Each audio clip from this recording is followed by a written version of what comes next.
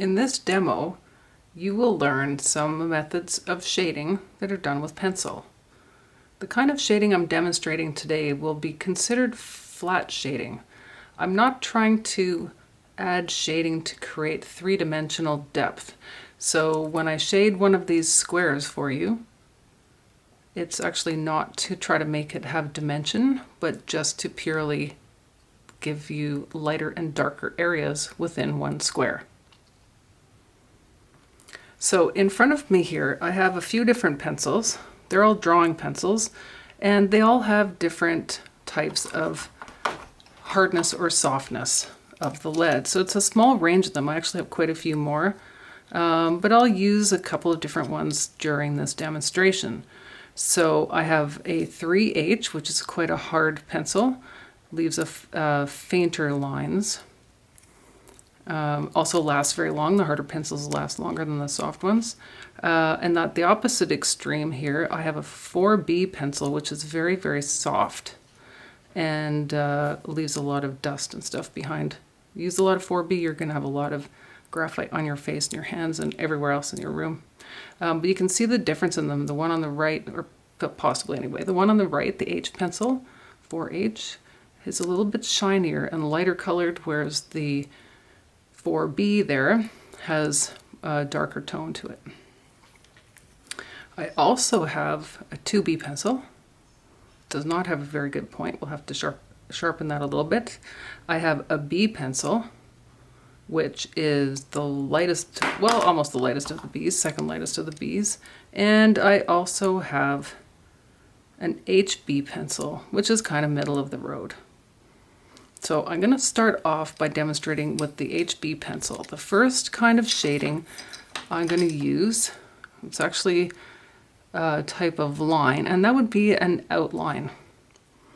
You can also trace contours with this kind of line. So with an outline, in this case, I'm actually going to draw a circle within this first square here. And I'm going to do it very lightly because I want to just rough in the shape, and then I'll go over it later with a darker stroke. So I'm going to draw the circle. So that's got a fairly light stroke to it, and if I wanted to create a darker outline, I could go over it again and darken it. So in this case, I'm using a bit of the side of the pencil, the lead, in order to give a thicker stroke. Then we can use a technique called hatching. Hatching is really useful for filling and shading. The rule for hatching is you hatch lines in one direction and you don't overlap them. So if I wanted to add some shading in here, using hatching, I can draw lines in one direction and then make them closer together to make the shading darker.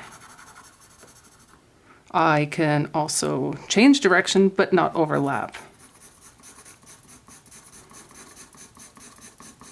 So sometimes when you use hatching like this, you're actually using it to push the eye of the viewer in different directions, adding a bit of movement. Sense of movement in there.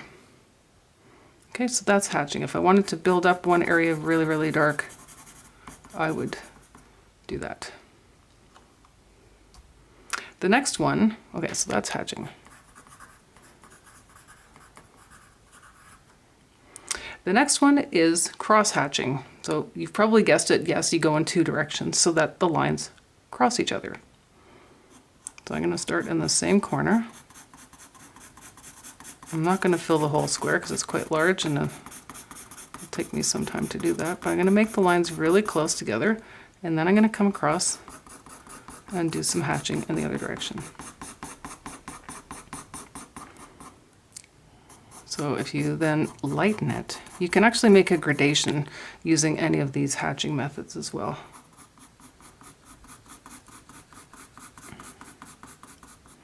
So that is cross hatching.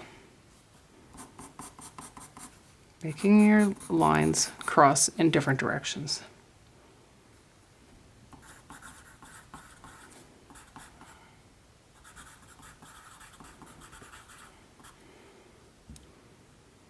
The next one, I'm going to switch pencils for this one. The next one is called stippling. Stippling is awesome for creating all sorts of form. We're not doing form today. We're not working in 3 dimensions. We're not trying to recreate a 3 dimension, I should say. We're doing flat shading. So you can still fill in lots of area with lighter and darker dots that make up the stippling, but it is time consuming. So you have to play some really good music to get the beat going. You might get the work done a little bit faster. So with stippling, you literally make dots. The farther the dots are away from each other, in other words, the wider proximity the dots are from each other, the lighter the area becomes or will appear. But when you want to make an area really dark with stippling, you just keep filling it with dot, dot, dot, dot, dot, dot, dot, dot, dot over top of each other. So if I was going to fill this square, you'd be watching me do this for another 5 minutes at least. So in part, yes, you can push a little bit harder on the pencil, but it's the proximity of the dots. Once they start overlapping each other, you're creating darker areas of shading.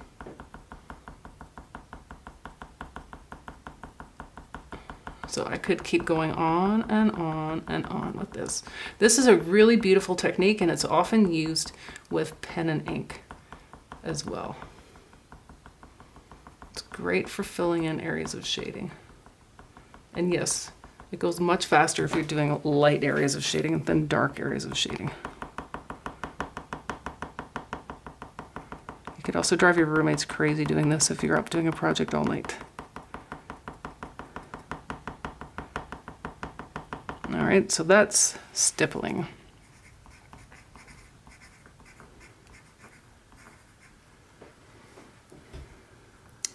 We can also draw with just plain strokes. So it's kind of like hatching, but you don't have to lift your pencil after every single stroke.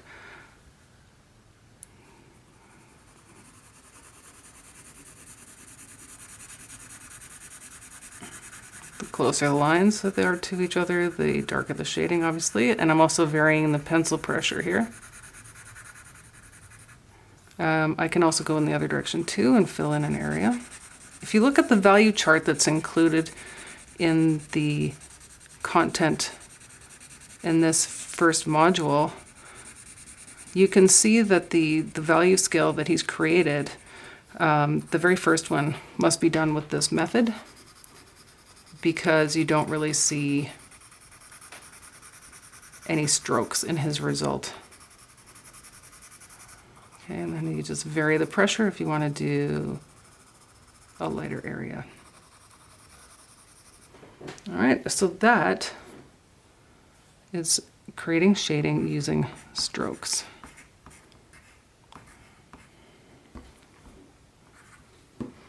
And the last one I'm going to describe today is called scumbling. And that's something we do in painting a lot too, as far as creating shading using a line. Scumbling is a little bit like scribbling. And for those of you who have a nervous line like I tend to, this is actually a pretty natural feeling way of doing shading using a line.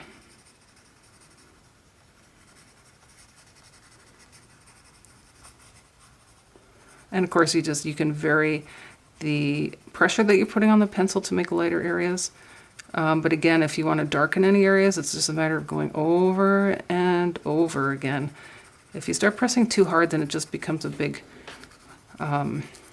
solid massive area, so you might as well use a simpler technique, like maybe using the stroke technique.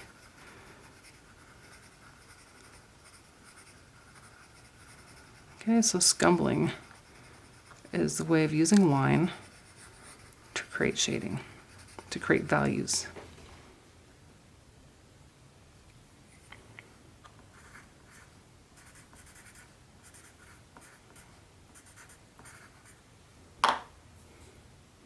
And that's a quick lesson on how to do shading using line